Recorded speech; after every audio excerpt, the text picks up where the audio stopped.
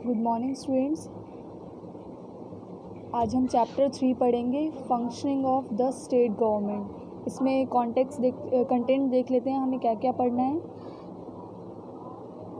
State legislature, executive of the state level, function of the state legislature, ये 3 things हम पढ़ेंगे। सबसे पहले बेटा इंट्रोडक्शन देख लेते हैं। The government is an organisation is the governing authority of political territorial unit।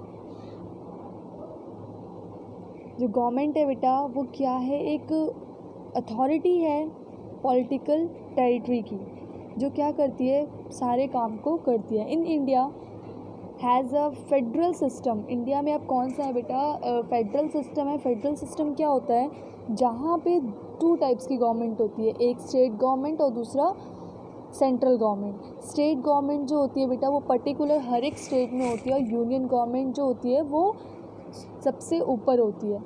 ठीक है, तो ये 2 तरह की हमें गवर्नमेंट देखने को मिलती है, किसमें, फेडरल सिस्टम में। ठीक है,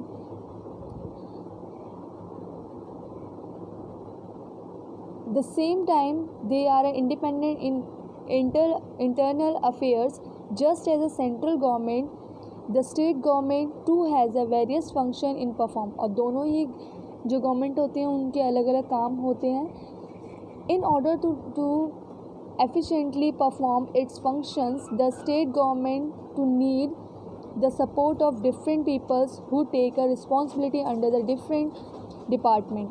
अब बेटा जो स्टेट गवर्नमेंट होती है उनके उसको बहुत अलग अलग तरह के काम करने होते हैं, जिसके लिए उसको पीपल्स की नीड होती है, डिपार्टमेंट्स की नीड होती है। This departments make a policies. और ये क्या करती है बेटा, डिपार्टमेंट्स पॉलिसीज़ और प्रपोजल्स बनाती है, जिसके लिए उसे क्या करना पड़ता है, लेजिस्लेटिव असेंबली में जितने भी पीपल्स होते हैं उनके साथ डिबेट होता है, उसके बाद ही कोई पॉलिसी जो है बनती है। और उस पॉलिसी को बनने के लिए सबसे ज़्यादा वोट चाहिए होते हैं, किसमें, लेजिस्लेटिव असेंबली में। दे गेट अ पॉलिसी, और उसके बाद ही वो क्या बनती है बेटा, एक कानून बनता है। Then let we start from state legislature. State legislature क्या होता है बेटा, जो स्टेट लेवल पे जो गवर्नमेंट है हमारी, उसमें किस तरह से जो गवर्नमेंट है वो बनती है, ये हम देखेंगे। Every Indian state has on legislature. सभी इंडिया में बेटा जो स्टेट हैं उनका एक अपना लेजिस्लेचर होता है। A state legislative usually consist the governor of the state and the one house of the legislative called the Vidhan Sabha.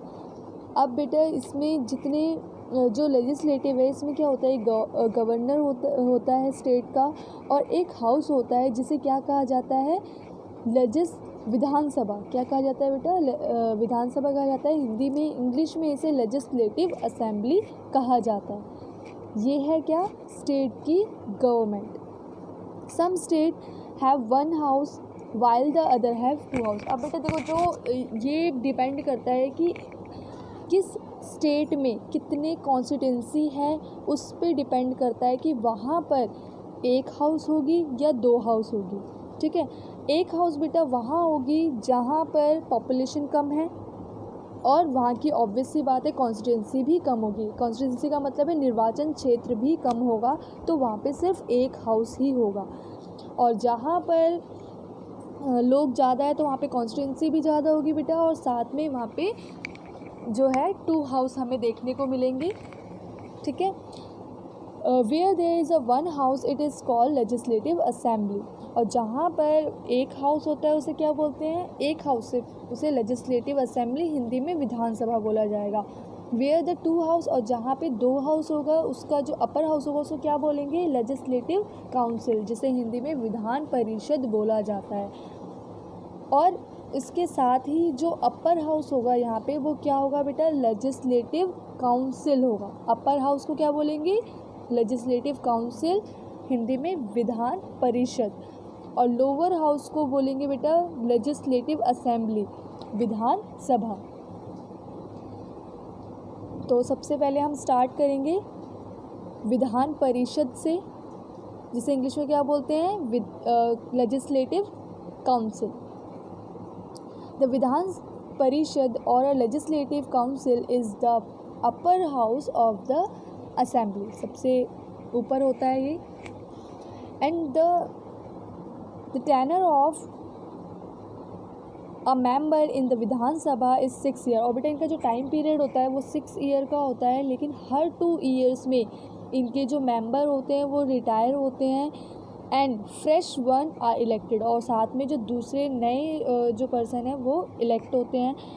The Vidhan परिषद इज़ द परमानेंट हाउस, और ये क्या होते हैं बेटा, परमानेंट हाउस होती हैं। Some member of the Vidhan परिषद आर इनडायरेक्टली इलेक्टेड, और कुछ इसके मेंबर जो हैं वो किससे इनडायरेक्टली इलेक्ट होते हैं, of legislative assembly. Some legislative assembly के थ्रू इलेक्ट होते हैं, या फिर किसके थ्रू इलेक्ट होते हैं बेटा, local bodies.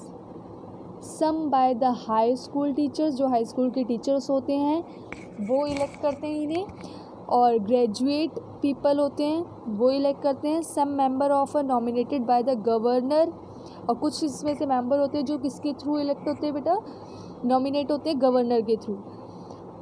From among who are have a distinguish themselves in a different field, और कुछ ऐसे होते हैं जो अलग अलग फील्ड से बिलोंग करते हैं, जैसे कि आर्ट में कोई पर्सन बहुत अच्छा है, या फिर लिटरेचर में अच्छा है, या फिर सोशल वर्क में है, तो उनमें से कुछ पर्सन इलेक्ट होते हैं, और ये कौन करता है, गवर्नर करता है। The chairman is the presiding officer of the house, और जो चेयरमैन होता है बेटा वही इस पूरे ऑफिस को क्या करता है, इसमें मेजर रोल प्ले करता है। अगर चेयरमैन ना हो तो डिप्टी चेयरमैन इस पूरे हाउस को संभालता है, ठीक है। अब बेटा यहाँ पे माइंड ब्लेंडर ही देख लेते हैं। जो 6 स्टेट हैं इंडिया में, सिर्फ 6 राज्य ऐसे हैं जहाँ पर क्या है बेटा, विधान परिषद और विधानसभा दोनों ही हैं, और ये 6 बड़े राज्यों में ही हैं। बाकी राज्यों में हमें क्या देखने को मिलता है, ओनली विधानसभा, जिसे हम इंग्लिश में लेजिस्लेटिव असेंबली बोलते हैं। अब 6 राज्य वो कौन कौन से हैं बड़े राज्य, जहाँ पर हमें विधान परिषद और विधानसभा दोनों ही देखने को मिलती है। फर्स्ट क्या है बेटा, देखो यहाँ पे उत्तर प्रदेश, बिहार, महाराष्ट्र, जम्मू एंड कश्मीर, कर्नाटका, आंध्र प्रदेश, ये राज्य है बेटा जहाँ पर हमें दोनों ही हाउसेस देखने को मिलते हैं। देन उसके बाद बेटा है विधानसभा और द लेजिस्लेटिव असेंबली।